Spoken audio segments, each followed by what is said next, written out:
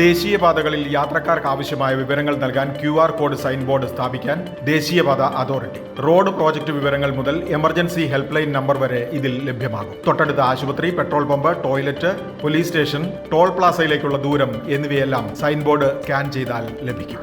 2 വമ്പൻ കമ്പനികളുടെ പ്രാരംഭ ഓഹരി വിൽപ്പന അടുത്തയാഴ്ച. ടാറ്റ ക്യാപിറ്റൽ, LG ഇലക്ട്രോണിക്സ് എന്നിവയാണ് 27,100 രൂപ സമാഹരണ ലക്ഷ്യത്തോടെ IPOയുമായി ഇറങ്ങുന്നത്. കൊച്ചിയിലെ ഫെർട്ടിലൈസേഴ്സ് ആൻഡ് കെമിക്കൽസ് ട്രാവൻകൂർ ലിമിറ്റഡിന് 2025 സാമ്പത്തിക വർഷം വിറ്റുവരവ് 4,051 കോടി രൂപ. അറ്റാദായം 41.23 കോടി. അസംസ്കൃത സാധന ലഭ്യതയിലെ പ്രശ്നങ്ങൾക്കും മറ്റും ഇടയിൽ തന്നെയാണിത്.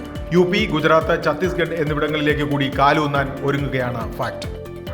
ഇന്ത്യൻ വാഹന ബ്രാൻഡുകളായ ബജാജ്, ഹീറോ, TVS എന്നിവയെ പ്രശംസിച്ച് പ്രതിപക്ഷ നേതാവ് രാഹുൽ ഗാന്ധി. ചങ്ങാത്ത മുതലാളിത്തം കൊണ്ടല്ല, പുതിയ ടെക്നിക്കുകൾ കണ്ടെത്തിയാണ് കൊളംബിയയിലും മറ്റും ഈ ബ്രാൻഡുകൾ വിപണി പിടിക്കുന്നതെന്ന് അവിടം സന്ദർശിക്കുന്ന രാഹുലിന്റെ വിലയിരുത്തൽ. ബോളിവുഡിലെ ഏറ്റവും സമ്പന്ന ആരാണ്? 12,490 കോടി രൂപയുടെ മുതലാളിയായ ഷാരൂഖ് ഖാൻ കഴിഞ്ഞാൽ തൊട്ടടുത്ത സ്ഥാനം ഇപ്പോൾ ജൂഹി ചൗളയ്ക്ക് 7,790 കോടി രൂപ.